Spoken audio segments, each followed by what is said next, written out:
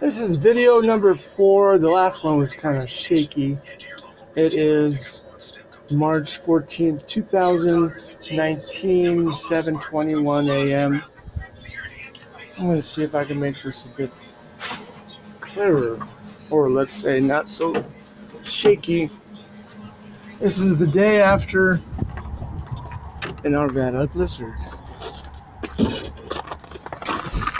And there's ice everywhere.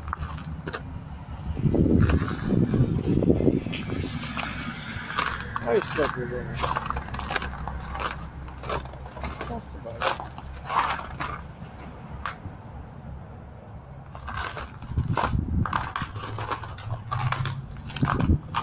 Power was, or is, down in parts of Arvada.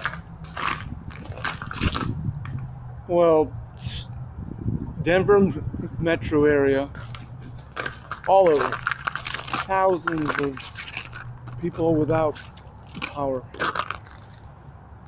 I don't have power yet. So this is a view of what things look like. Cold. Not horrible. Not buried.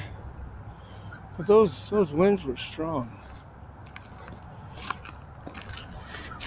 Yeah, that was a quick little part 2 of for today. Have a nice day.